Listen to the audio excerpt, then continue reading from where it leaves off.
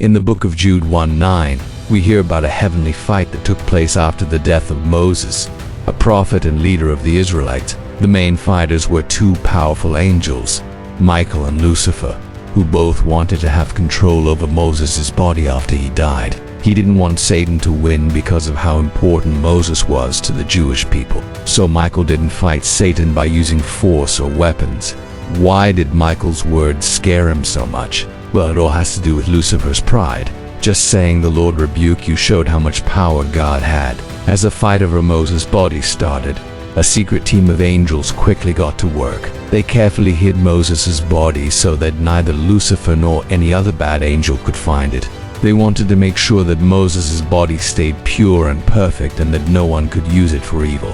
When Michael realized that Lucifer had set his sights on Moses' body, he didn't hesitate to take action. He probably didn't know yet that this fight would become a big test of faith and obedience. Instead, he used a simple and direct approach. He reminded Lucifer of God's power and told him to back off. The power of God flowed through him and made Lucifer feel weak. It showed them that obedience and faith were more important than strength and power.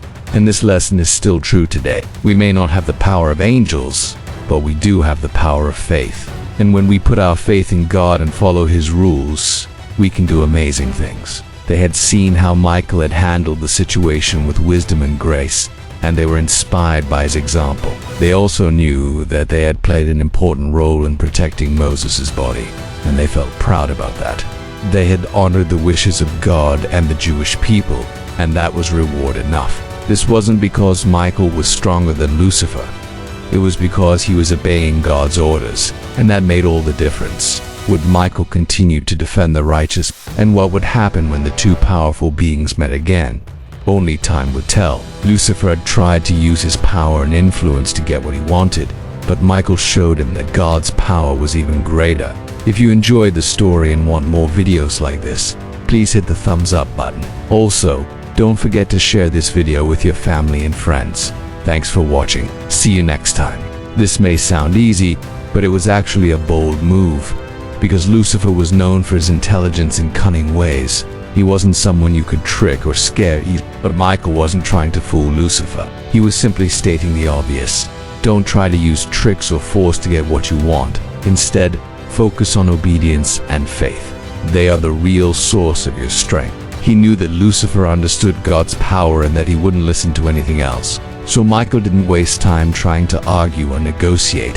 He clearly told Lucifer to leave and gave him one last warning. Even though Michael was one of the most powerful angels in heaven, he still had to follow God's rules.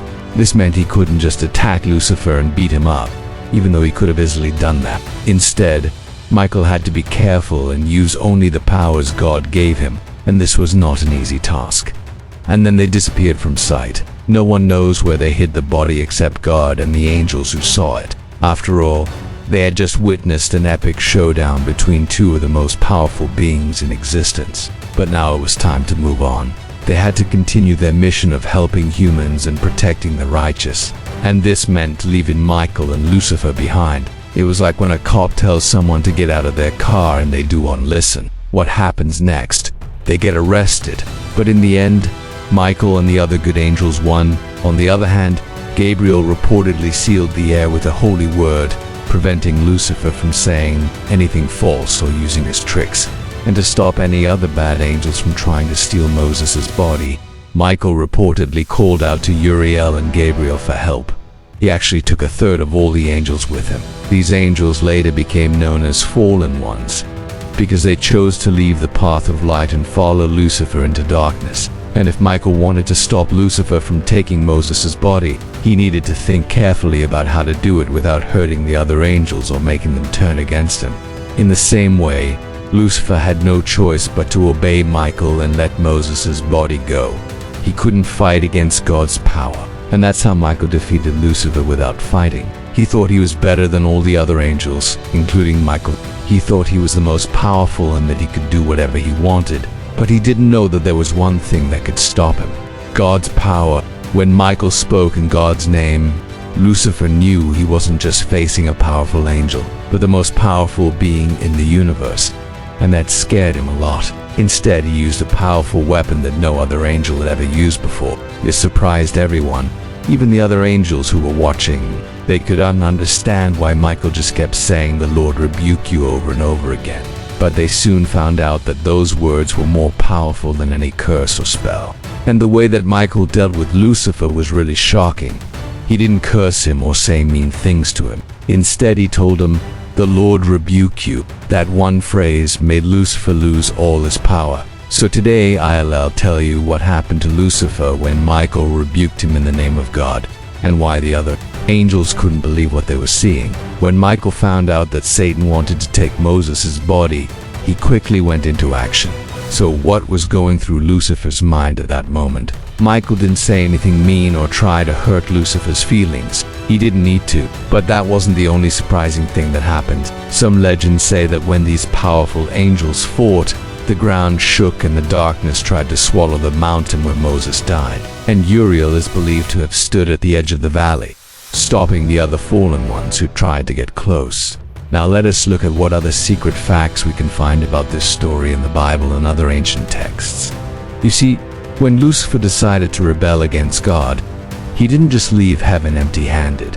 That's why Michael didn't try to hurt Lucifer's feelings by insulting him. And this is where things get interesting. You see, when Michael uttered the words, "The Lord rebuke you," something amazing happened. This wasn't just a victory for Michael, but for all the angels who followed God's rules. So the next time you face a challenge, remember the story of Michael and Lucifer. As the battle over Moses' body came to an end, the angels must have felt a mix of relief and exhaustion. As the angels disappeared from sight, they probably whispered stories of Michael's bravery and obedience to one another. But as they flew away, they probably couldn't help but wonder what would happen next. Would Lucifer try again to steal Moses' body? Well, friends, we've reached the end of this video about Michael and Lucifer.